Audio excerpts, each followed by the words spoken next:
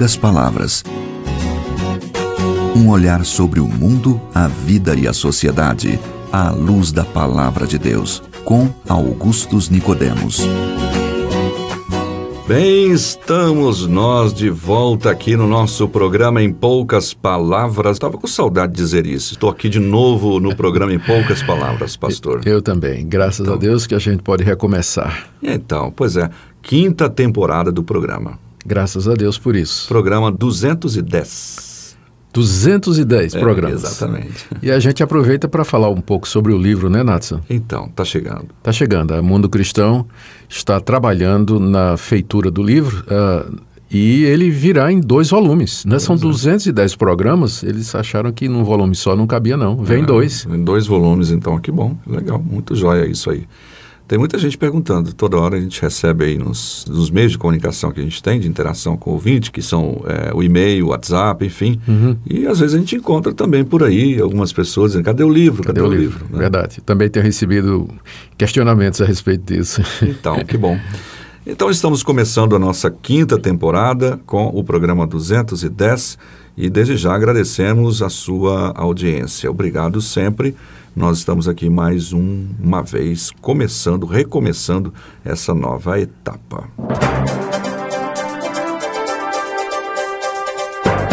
E para começar, então, essa série de programas, né, da 5ª temporada, nós vamos ter várias séries diferentes aqui, sugeridas até pelo pastor Augustus, e uma delas é a série Ditos Difíceis de Jesus. A gente vai caminhar alguns programas aí com essa temática, no programa Em Poucas Palavras. Ditos difíceis que a gente encontra de Jesus, ou que pelo menos as pessoas consideram com certa dificuldade de entender o que está sendo dito por Jesus. E a gente tem aqui o Ciro Augusto, lá da Paraíba, e ele já diz, pastor Augustus, de antemão quero agradecer pela iniciativa do programa, que tem abençoado não só a minha vida, como a de muitos, pois as dúvidas esclarecidas pelo Senhor são realmente muito interessantes. E ele então traz aqui o primeiro dito de Jesus, que a gente vai usar aqui nessa série Ditos de Jesus. Então, espera um pouquinho aí que eu trago para o senhor aí a pergunta. Estou esperando aqui.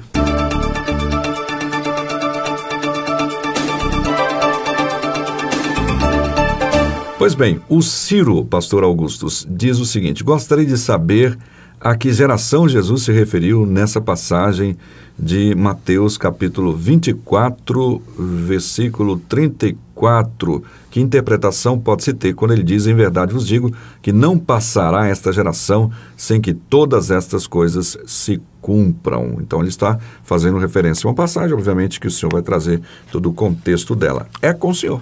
Tá certo. Muito obrigado, Natson. Obrigado aí ao Ciro Augusto pela pergunta sobre esse dito, essa declaração difícil de Jesus. Antes de entrar na explicação da passagem, eu gostaria de fazer algumas observações.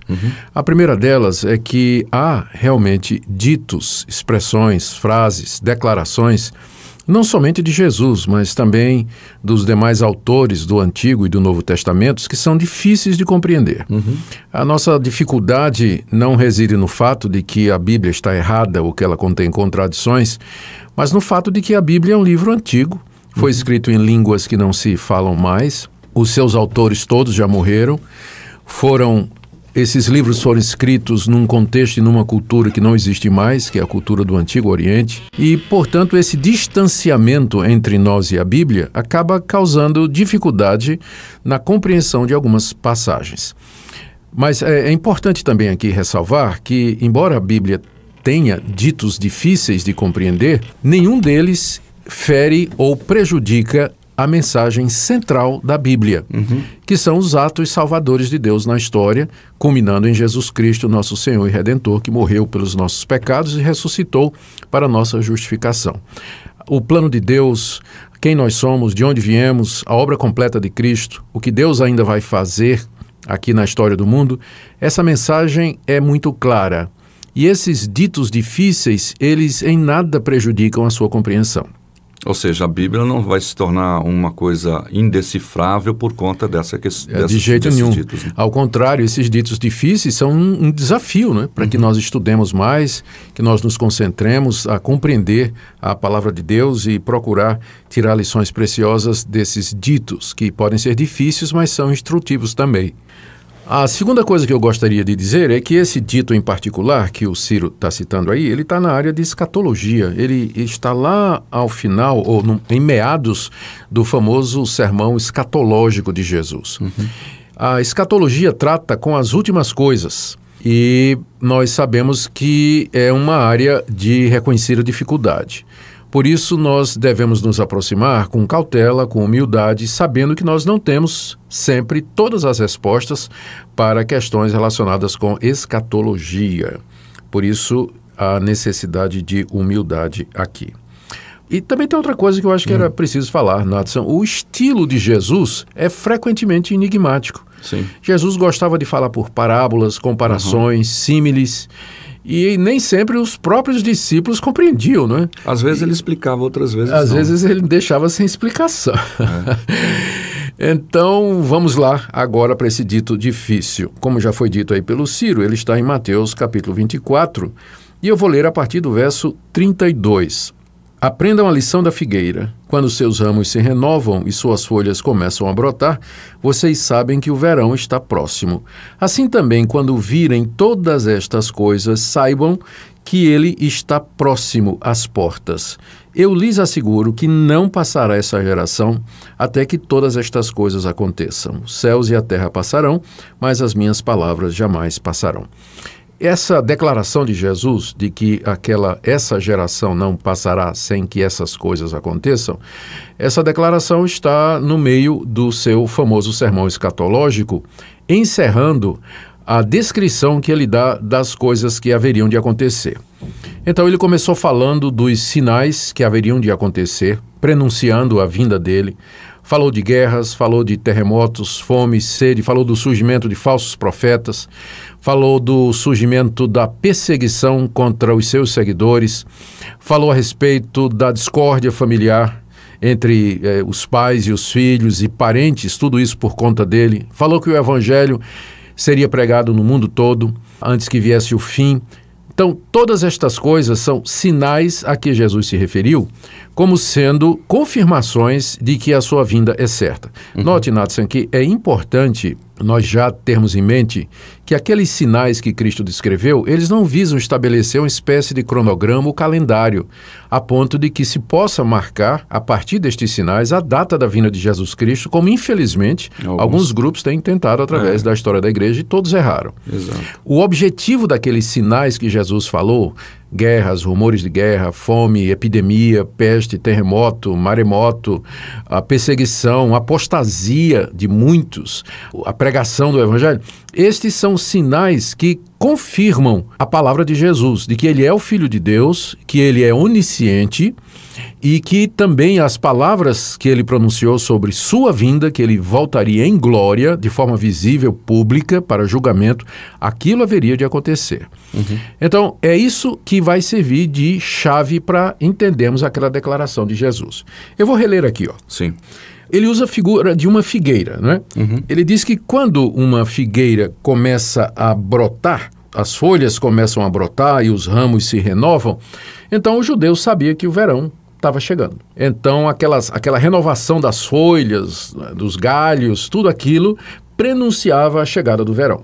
Isso. Em seguida Jesus diz, da mesma forma, quando vocês virem estas coisas, saibam que ele está próximo às portas. Quem é ele aqui? Ele está se referindo a ele mesmo. É ele mesmo. Né? Então, o que ele quer dizer é o seguinte, quando vocês virem estas coisas acontecerem, e estas coisas se referem àqueles sinais que ele falou, guerra, fome, etc., etc. Que está em todo o capítulo 24. Capítulo 24 de Mateus. Então, quando vocês virem estas coisas acontecerem, a semelhança do prenúncio do verão pela renovação das folhas da figueira, vocês saibam que a minha vinda está próxima. Sim. Então, agora nós podemos chegar no verso 34, quando Jesus diz, em verdade vos digo que não passará esta geração sem que todas estas coisas aconteçam. O que são todas estas coisas? São aqueles sinais que ele falou. E, de fato, a geração a que Jesus se refere ali, sendo ela a geração dos judeus que viviam na sua época, elas viram tudo isso acontecer. Perseguição aos discípulos não demorou. Logo em seguida, os discípulos começaram a ser perseguidos. Guerras, o Império Romano se meteu em guerras rapidinho. Os próprios judeus, cerca de 30 anos depois dessas palavras, entraram em guerra com o Império Romano. Exato. Não é? O imperador mandou Tito, seu filho, que mais tarde viria a ser imperador, comandando suas tropas e arrasou Jerusalém. Epidemias, fome e sede. No livro de Atos, nós lemos de uma coleta que os cristãos fizeram por conta de uma grande fome, né, que houve na época. Exato. Apostasia, o surgimento de falsos profetas. Ora, as cartas do Novo Testamento, que foram escritas todas no século I, já falam de falsos profetas que entravam nas igrejas trazendo outras doutrinas, fazendo sinais e prodígios. Paulo fala disso na 2 aos Coríntios, fala disso na 2ª carta aos Tessalonicenses. Então, a evangelização do mundo conhecido, antes do final do século I, portanto, antes de passar aquela geração, né, na época de Jesus, o evangelho já tinha sido pregado na Jerusalém, Samaria, Judéia e nos confins da terra. Então, aquela geração a que Jesus se refere é a geração da época dele. E os sinais que Jesus anunciou, eles já começaram a se cumprir naquela época. Aquela geração viu todos os sinais que Jesus disse que haveria de acontecer. E estes sinais, Natsan, eles continuam acontecendo hoje, com mais intensidade, com mais frequência, mas eles são os mesmos que aconteceram durante a época de Jesus e durante a geração que viu e escutou as palavras do Senhor Jesus Cristo. Então, essa é a resposta que nós damos aí à indagação. Esse dito de Jesus, ele é melhor compreendido como sendo uma referência à geração da época de Jesus, que veria os sinais que ele anunciou no início do seu sermão escatológico. Aqueles sinais que haveriam de acontecer naquela geração ocorreram, não é isso? Ocorreram, exatamente. E eles são um prenúncio, né, de que a vinda do Senhor é certa e que ela haverá de acontecer. O segredo está nisso. Os sinais, eles não foram dados como se fosse assim, para que a gente pudesse estabelecer uma sequência e calcular quando seria o fim do mundo. Mas eles são sinais que aconteceriam em todas as épocas. Porque o alvo deles é confirmar que a palavra de Jesus é verdadeira. Se ele acertou que aqueles sinais haveriam de acontecer, ele vai acertar no que ele diz a respeito da vinda dele. Voltará em glória publicamente para julgar todas as nações. Amém. É isso aí. Então, que bom. Está aí, então, explicada o primeiro dito difícil que a gente selecionou aqui no e-mail do Ciro Augusto. Ciro Augusto, quase que ele é... Ciro Augustus?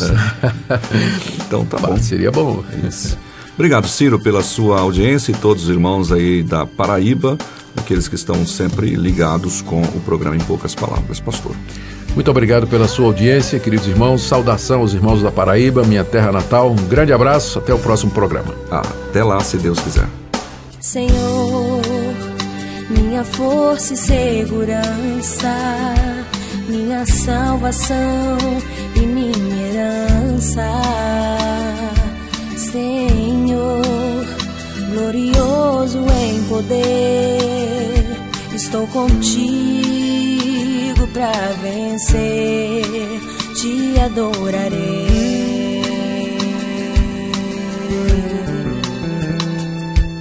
Senhor, tua destra me guiará, o teu poder me levará. Vitória e paz tu me darás, pra sempre em minha vida reinará. Tu és o meu Deus,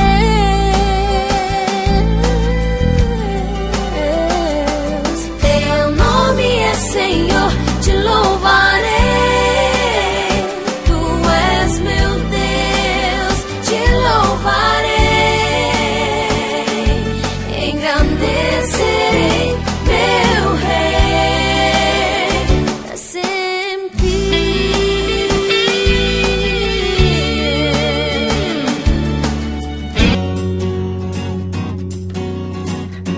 Em poucas palavras, um olhar sobre o mundo, a vida e a sociedade, à luz da Palavra de Deus. Apresentação, Natsan Matias. Comentário, Augustus Nicodemos. Um programa da Primeira Igreja Presbiteriana de Goiânia, Rua 68, esquina com 71 Centro. Visite o nosso site www.pipg.org.